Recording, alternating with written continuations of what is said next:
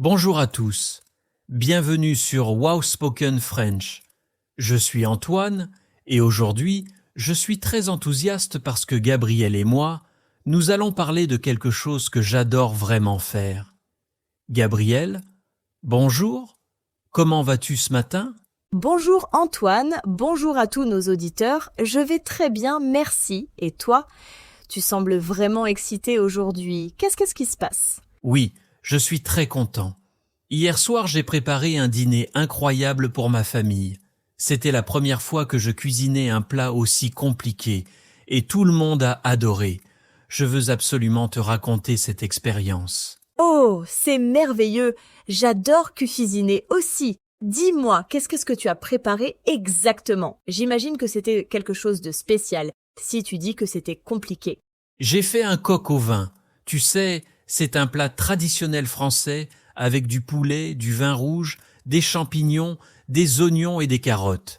Chers auditeurs, est-ce que vous aimez cuisiner des plats traditionnels? Écrivez-nous dans les commentaires. Waouh, le coq au vin, c'est vraiment ambitieux pour une première fois. Comment est-ce que tu as trouvé la recette sur Internet ou dans un livre de cuisine? J'ai trouvé la recette sur Internet, mais j'ai aussi appelé ma grand-mère pour avoir ses conseils. Elle fait le meilleur coq au vin de la famille. Elle m'a donné quelques astuces secrètes. Ah, les recettes de grand-mère sont toujours les meilleures. Quelles astuces est-ce qu'elle t'a données? Je suis très curieuse de savoir. Elle m'a dit de mariner le poulet dans le vin rouge pendant toute la nuit. Ça rend la viande plus tendre et plus savoureuse. Elle m'a aussi conseillé d'ajouter un peu de cognac à la fin de la cuisson. C'est un excellent conseil. Alors, raconte-moi tout depuis le début. Le matin, quand tu t'es réveillé, qu'est-ce que tu as fait en premier pour préparer ce grand dîner? D'abord, je me suis levé très tôt, vers 7 heures. J'ai fait une liste de tous les ingrédients dont j'avais besoin. Ensuite, je suis allé au marché pour acheter des produits frais. Chers auditeurs, est-ce que vous préférez acheter vos ingrédients au marché ou au supermarché? Le marché, c'est toujours une bonne idée pour avoir des produits de qualité. Qu'est-ce que tu as acheté exactement au marché? Tu peux nous faire la liste? Bien sûr, j'ai acheté un poulet fermier, des champignons de Paris tout frais, des carottes bio, des oignons blancs, de l'ail, du thym frais, du laurier et du persil. J'avais déjà le vin rouge et le cognac à la maison. Parfait. Tous ces ingrédients sentent déjà bons juste quand tu les décris. Et après le marché, tu es rentré chez toi et tu as commencé à cuisiner immédiatement? Oui, je suis rentré vers 9 heures. J'ai d'abord préparé tous les légumes. J'ai épluché et coupé les carottes en rondelles. J'ai émincé les oignons et j'ai haché l'ail. C'était un peu long, mais j'ai mis de la musique et c'était très agréable. C'est vrai que la préparation prend beaucoup de temps. Moi aussi, j'aime écouter de la musique quand je cuisine. Ça rend le moment plus plaisant. Et après avoir préparé les légumes, qu'est-ce que tu as fait? Ensuite, j'ai coupé le poulet en morceaux. C'était un peu difficile parce que je ne suis pas très habitué à découper la viande. J'ai dû regarder une vidéo sur Internet pour apprendre la bonne technique. Moi aussi, je regarde souvent des vidéos pour apprendre. Il n'y a pas de honte à ça. C'est très pratique d'avoir Internet pour nous aider. Alors, tu as réussi à couper le poulet correctement? Oui, finalement oui, j'ai fait de mon mieux. Ce n'était pas parfait, mais les morceaux étaient assez réguliers. Après, j'ai fait mariner le poulet dans le vin rouge avec le thym, le laurier et un peu de poivre.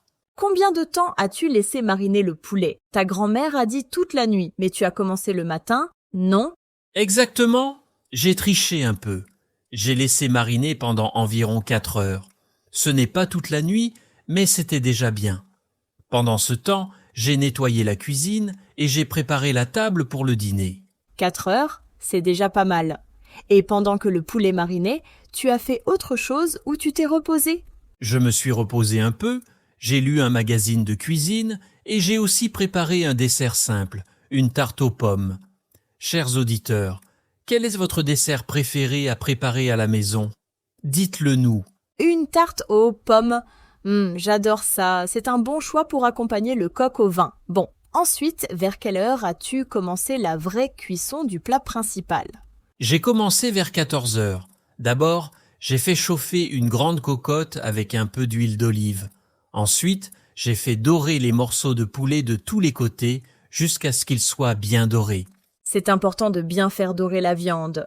Ça donne beaucoup de goût au plat final. Combien de temps ça t'a pris pour faire dorer tous les morceaux? Environ 20 minutes parce que je ne voulais pas mettre trop de morceaux en même temps dans la cocotte. Il faut de l'espace pour que la viande dore bien et ne bouille pas dans son jus. Tu as raison, c'est une erreur que beaucoup de gens font. Ils mettent trop de viande à la fois et après, elle ne dort pas correctement. Tu apprends vite, Antoine. Et après avoir fait dorer le poulet... Après, j'ai retiré le poulet de la cocotte et j'ai fait revenir les oignons et l'ail dans le même récipient. J'ai laissé cuire jusqu'à ce que les oignons deviennent translucides et sentent très bon. L'odeur des oignons qui cuisinent dans l'huile, c'est merveilleux. Ça sent tellement bon dans toute la maison. Est-ce que ta famille a commencé à avoir faim avec toutes ces bonnes odeurs? Oh oui, ma femme et mes enfants sont venus dans la cuisine plusieurs fois pour demander quand le dîner serait prêt. Ils étaient très impatients. Mais je leur ai dit qu'un bon plat prend du temps. Haha, c'est vrai. La patience est importante en cuisine. Continue ton histoire. Qu'est-ce que tu as fait après les oignons et l'ail? J'ai ajouté les carottes et les champignons dans la cocotte. J'ai fait cuire le tout pendant environ 5 minutes en remuant régulièrement. Ensuite, j'ai remis le poulet dans la cocotte avec toute la marinade de vin rouge. Parfait. Le vin rouge est vraiment l'ingrédient principal de ce plat. Est-ce que tu as utilisé un vin de qualité ou un vin ordinaire pour cuisiner? J'ai utilisé un bon vin rouge de Bourgogne. Ma grand-mère m'a toujours dit qu'il faut cuisiner avec un vin qu'on aimerait boire. Si le vin n'est pas bon à boire, il ne sera pas bon dans le plat. Ta grand-mère est très sage, c'est absolument vrai. Chers auditeurs, est-ce que vous utilisez du bon vin quand vous cuisinez? Partagez vos expériences dans les commentaires. Alors Antoine, après avoir ajouté le vin, combien de temps as-tu laissé mijoter le tout? J'ai couvert la cocotte et j'ai laissé mijoter à feu doux pendant environ 1h30. De temps en temps, je soulevais le couvercle pour remuer et vérifier que tout cuisait bien. L'odeur dans la cuisine était incroyable. 1h30, c'est long. Qu'est-ce que tu as fait pendant ce temps? Tu es resté dans la cuisine à surveiller ou tu as fait autre chose? J'ai fait les deux. J'ai mis la table avec une belle nappe, j'ai préparé une salade verte simple avec une vinaigrette maison et j'ai aussi lu un peu. Mais j'allais vérifier la cuisson toutes les 15 minutes environ. Tu as vraiment tout préparé avec soin, c'est admirable. Et à quelle heure exactement as-tu servi le dîner à ta famille? Nous nous sommes mis à table vers 19h30. Avant de servir, j'ai ajouté le cognac comme ma grand-mère m'avait conseillé et j'ai laissé cuire encore 5 minutes. Puis j'ai goûté la sauce et j'ai ajusté l'assaisonnement avec du sel et du poivre. Excellent. Goûter avant de servir est toujours important. On ne sait jamais si on a besoin d'ajouter un peu de sel ou d'autres épices. Alors, qu'est-ce que ta famille a dit quand tu as apporté le plat sur la table? Ils étaient tous très impressionnés. Ma femme a dit que ça sentait comme au restaurant. Mes enfants, qui sont parfois difficiles avec la nourriture, ont même dit que ça avait l'air délicieux. J'étais tellement fier. Je peux imaginer. Tu devais être très contente d'eux. Et quand ils ont goûté, qu'est-ce qu'ils ont pensé? Est-ce que c'était aussi bon que ça en avait l'air? C'était même meilleur. Le poulet était si tendre qu'il se défaisait tout seul. La sauce était riche, avec un goût profond de vin et d'herbe. Les légumes étaient parfaitement cuits, ni trop mous ni trop durs. Tu me donnes faim maintenant. Est-ce que tes enfants ont tout mangé ou ils ont laissé des légumes dans leur assiette comme font souvent les enfants? Incroyable mais vrai, ils ont tout mangé. Même les champignons que d'habitude ils n'aiment pas trop. Je pense que quand on cuisine avec amour et qu'on prend son temps, ça change vraiment le goût des aliments. C'est tellement vrai. La cuisine maison, c'est toujours meilleur parce qu'on y met du cœur. Chers auditeurs, est-ce que vos enfants mangent mieux quand vous cuisinez vous-même? Racontez-nous. Et Antoine, qu'est-ce que tu as servi avec le coq au vin? J'ai servi le coq au vin avec des pommes de terre vapeur. J'ai aussi fait cuire des haricots verts à la vapeur avec un peu de beurre et d'ail. Et bien sûr, il y avait la salade verte que j'avais préparée. Un repas complet et équilibré. Parfait. Et après le plat principal, vous avez mangé la tarte aux pommes que tu avais préparée le matin? Exactement. La tarte était encore un peu tiède parce que je l'avais réchauffée au four pendant que nous mangions le plat principal. Je l'ai servi avec de la crème fraîche, c'était le dessert parfait pour finir ce repas. Ça sonne absolument délicieux. Dis-moi, combien de temps en total as-tu passé dans la cuisine pour préparer tout ce repas, du matin jusqu'au moment de servir? Si je compte le temps au marché, la préparation des ingrédients, le temps de marinade, la cuisson et la préparation de la tarte, je dirais environ 8 heures en tout. Mais je n'ai pas travaillé sans arrêt, j'ai pris des pauses.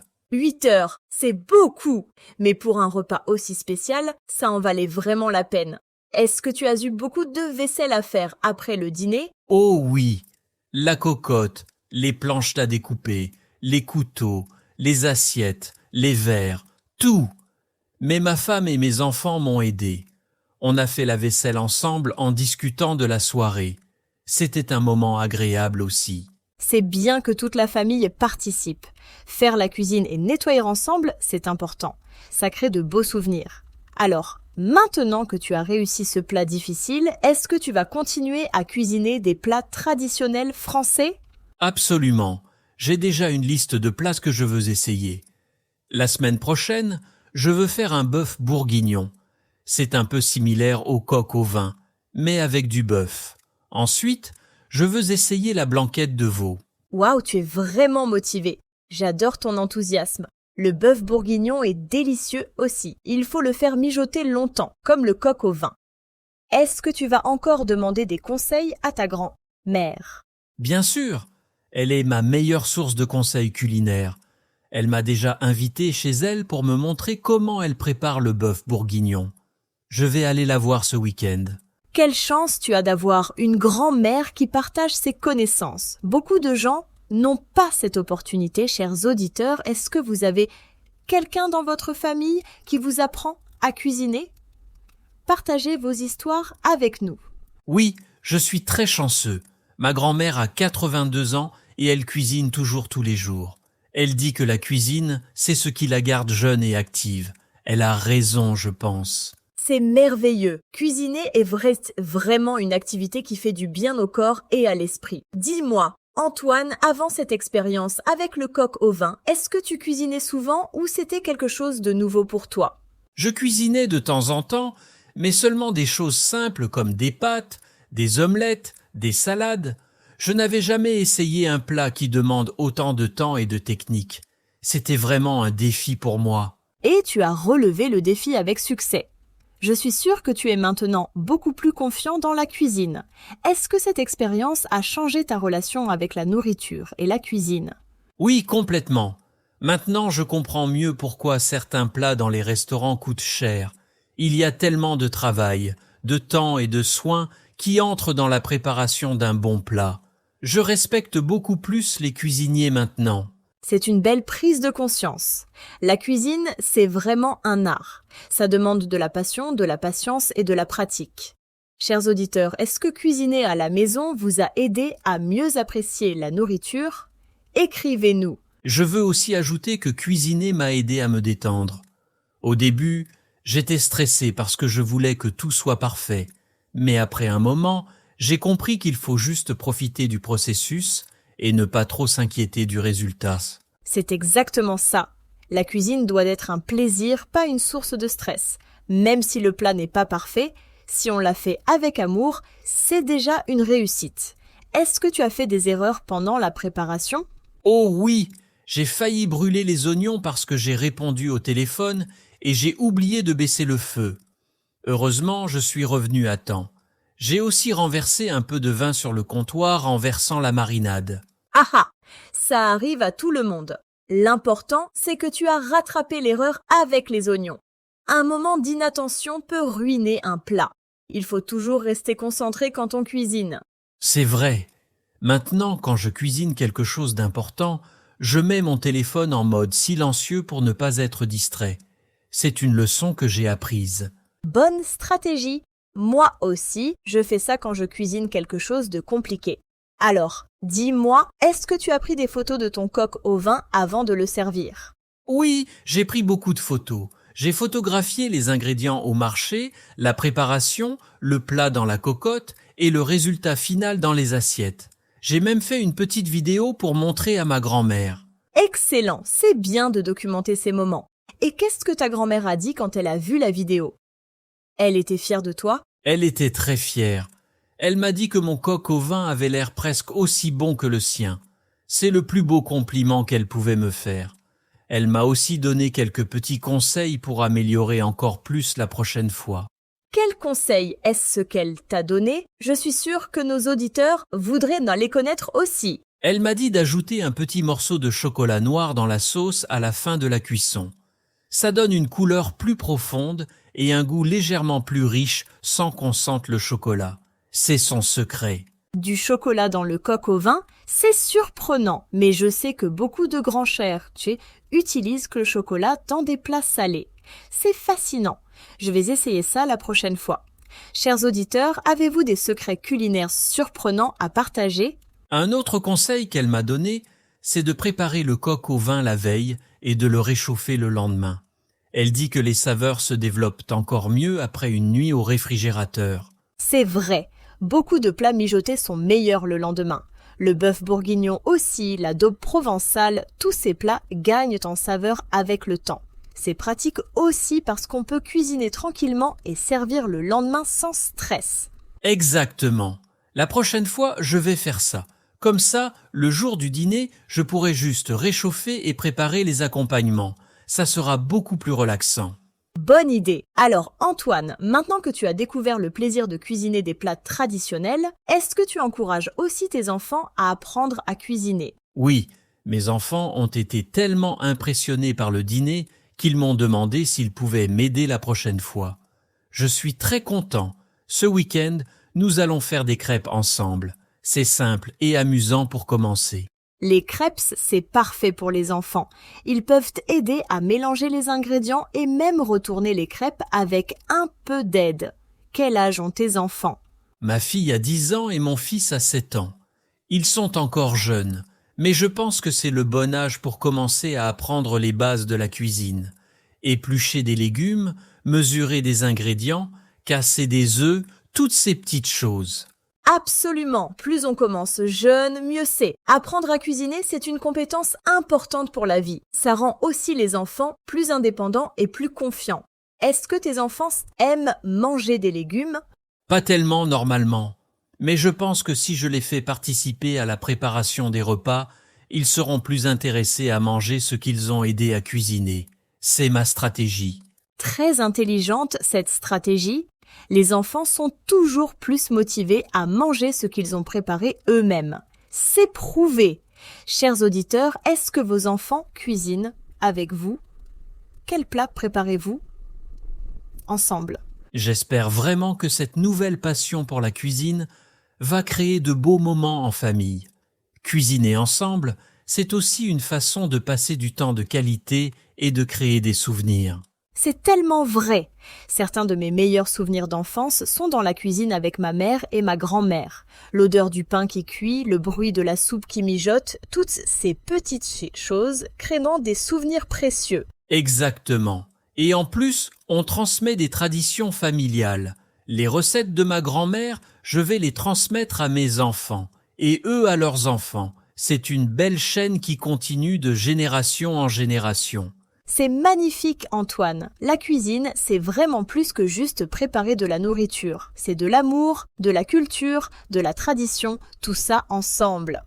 Alors, pour finir, quel conseil donnerais-tu à nos auditeurs qui veulent commencer à cuisiner mais qui ont peur d'essayer des plats compliqués? Mon conseil est simple. Commencez. N'ayez pas peur de faire des erreurs.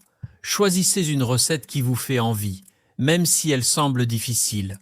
Suivez les instructions, prenez votre temps et surtout, amusez-vous. Si moi j'ai pu faire un coq au vin, tout le monde peut le faire. Excellent conseil. Et je voudrais ajouter, utilisez des ingrédients de qualité. Même un plat simple devient délicieux avec de bons produits frais. Visitez le marché, parlez avec les producteurs, découvrez les produits de saison. Oui, et n'oubliez pas de goûter pendant que vous cuisinez. C'est important d'ajuster l'assaisonnement. Chaque personne a des goûts différents, alors faites confiance à votre palais. Parfait. Chers auditeurs, nous espérons que l'histoire d'Antoine vous a inspiré à cuisiner quelque chose de nouveau cette semaine.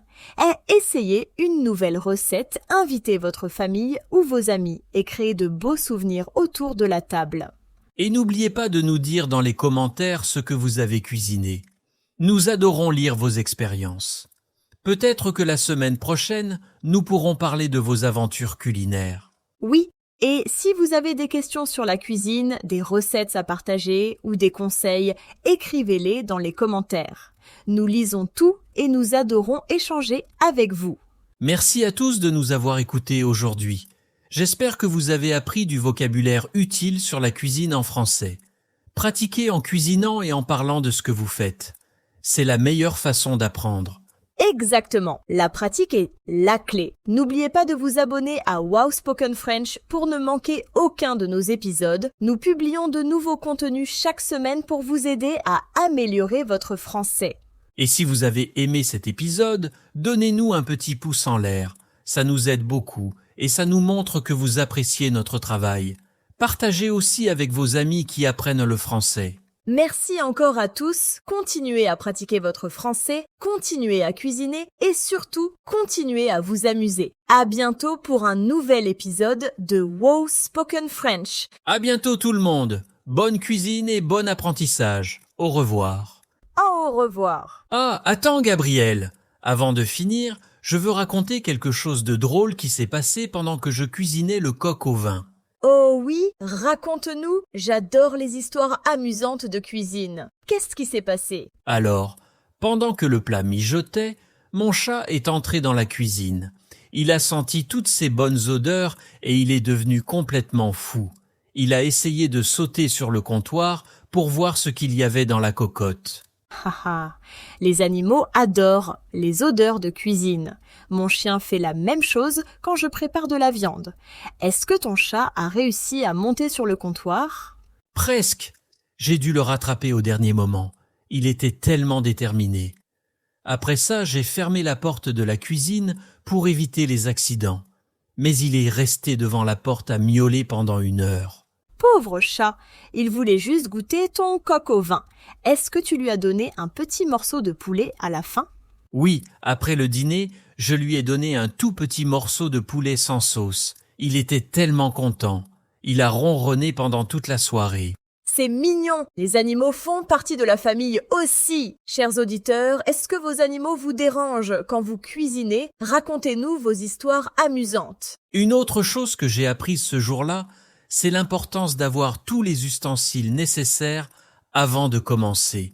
Au milieu de la préparation, j'ai réalisé que je n'avais pas de bon couteau pour couper le poulet. Oh non! Qu'est-ce que tu as fait? Tu es allé en acheter un nouveau? Non, j'ai dû utiliser un vieux couteau qui n'était pas très aiguisé. Ça m'a pris beaucoup plus de temps et c'était plus difficile. Maintenant, je sais que je dois investir dans de bons couteaux de cuisine. Absolument. De bons outils font toute la différence en cuisine. Un bon couteau bien aiguisé, une bonne cocotte, une bonne poêle, tout ça facilite vraiment le travail. Tu as raison. Ma grand-mère m'a dit la même chose. Elle dit toujours qu'un bon cuisinier a besoin de bons outils. La semaine prochaine, je vais acheter un ensemble de couteaux professionnels. Excellente idée. Et pendant que tu y es, achète aussi une bonne planche à découper. C'est important d'avoir une surface stable et solide pour couper les aliments en toute sécurité. Oui, j'ai aussi remarqué que ma vieille planche à découper glissait sur le comptoir. C'était un peu dangereux. Je vais en acheter une nouvelle avec des pieds antidérapants. Parfait. La sécurité en cuisine est très importante. Il faut toujours faire attention aux couteaux aiguisés, aux casseroles chaudes et aux surfaces glissantes. Chers auditeurs, avez-vous des conseils de sécurité en cuisine à partager? D'ailleurs, en parlant de sécurité, je me suis légèrement brûlé le doigt en touchant le bord de la cocotte. Ce n'était rien de grave, mais ça m'a rappelé d'être plus prudent. Aïe, ça fait mal. Est-ce que tu as mis ton doigt sous l'eau froide immédiatement? Oui, et ensuite j'ai mis un peu de crème pour les brûlures. Heureusement, c'était vraiment léger. Mais maintenant, j'utilise toujours des maniques quand je touche la cocotte ou le four. Très sage, les brûlures en cuisine, ça arrive souvent si on n'est pas attentif. Bon, je pense qu'il est vraiment temps de dire au revoir maintenant. Nous avons beaucoup parlé aujourd'hui. Oui, c'est vrai. Merci encore à tous nos merveilleux auditeurs. Cuisinez avec passion, cuisinez avec amour et surtout, cuisinez avec prudence. À très bientôt sur Wow Spoken French. À très bientôt, bonne journée à tous et bon appétit. Au revoir. Au revoir et à la prochaine.